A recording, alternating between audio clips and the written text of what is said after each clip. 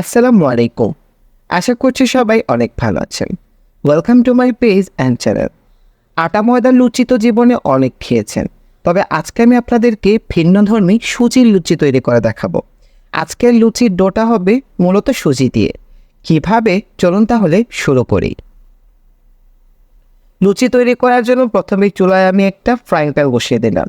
এর মধ্যে দিয়ে দিচ্ছি 1 টেবিল চামচ পরিমাণে বাটার। বাটারটাকে একটু গলিয়ে নেব, তাই চুলাটা আমি অন করে দিলাম এবং বাটারটা একটু গলে যাওয়া পর্যন্ত অপেক্ষা করছি। বাটারের পরিবর্তে ঘি বা তেল দেওয়া যাবে। বাটারটা যখন পুরোপুরি গলে যাবে ঠিক তখন আমি এর মধ্যে দিয়ে দিলাম 1 কাপ পরিমাণে সুজি। সুজিটাকে জাস্ট আমি 2-3 মিনিট চুলার আঁচটা লোতে রেখে একটু ভেজে নেব। কোনোভাবেই সুজিতে কালার নিয়ে আসা যাবে না, জাস্ট 2-3 মিনিট একটু নেড়েচেড়ে ভেজে নিলেই হয়ে যাবে।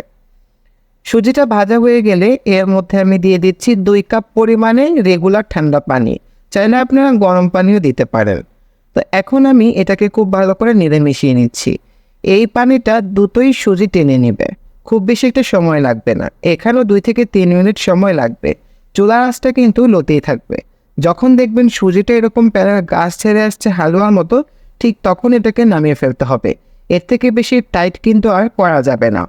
তো ফ্রাই প্যান থেকে সরাসরি সুজির মিশ্রণটা আমি একটা বাটির মধ্যে ট্রান্সফার করে দিচ্ছি। এই সুজিটাকে এখন 2 মিনিটের মতো এইভাবেই রেখে দেব।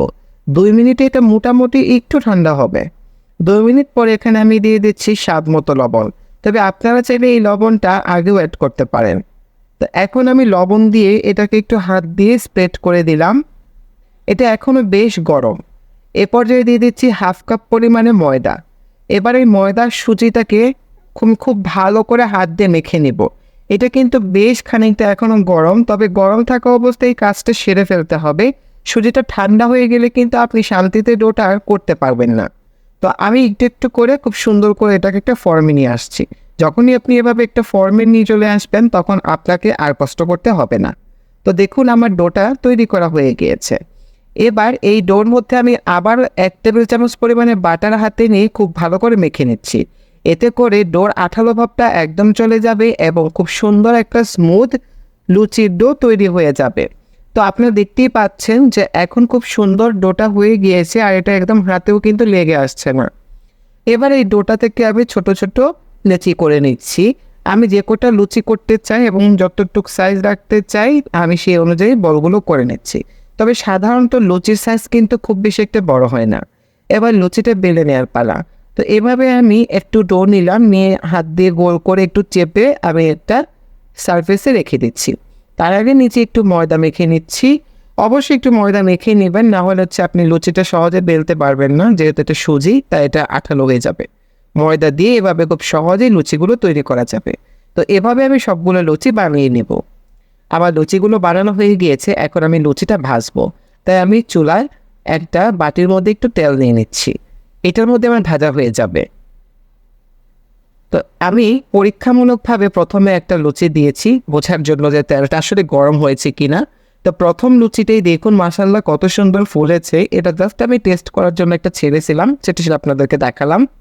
এবার চলুন এখন আমি আপনাদেরকে প্রথম থেকে একটা ভেজে দেখাই। এটা হচ্ছে আমার দ্বিতীয় লুচি। দ্বিতীয়টা আমি তেলে দিয়ে দিলাম।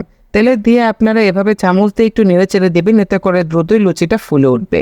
দেখতে পাচ্ছেন মাশাআল্লাহ কত সুন্দর একটা ফুলকো লুচি তৈরি হয়ে গিয়েছে। এই লুচিগুলো চুলা থেকে নামাবেন আর গরম গরম খেয়ে ফেলবেন, খুবই মজা পাবেন। দেখুন লুচিগুলো কত সুন্দর ফুলেছে। তো এইভাবে করেই আমি প্রত্যেকটা লুচি বানিয়ে নেব। বিশ্বাস করুন এই সুজির লুচিটা একদমই ভিন্ন ধরবে এবং খেতে আলহামদুলিল্লাহ খুবই মজার। আপনারা যে কোনো তরকারির সাথে এটা খুব ভালোভাবেই খেতে পারবেন। আমি এখন আরও একটা লুচি ভেজে দেখাচ্ছি। দেখুন এটাও আমার কত সুন্দর ফুলে উঠেছে। এটা আমার 3 নম্বর লুচি। তো এভাবে করে সবগুলো আস্তে আস্তে করে নেব। আশা করছি আমার আজকের রেসিপিটা আপনাদের ভালো লেগেছে। প্লিজ সবাই আমার পেজে একটা লাইক দিয়ে দেবেন এবং আমার চ্যানেলটি সাবস্ক্রাইব করে দেবেন। সবাই অনেক বেশি ভালো থাকবেন, সুস্থ থাকবেন। আল্লাহ হাফেজ।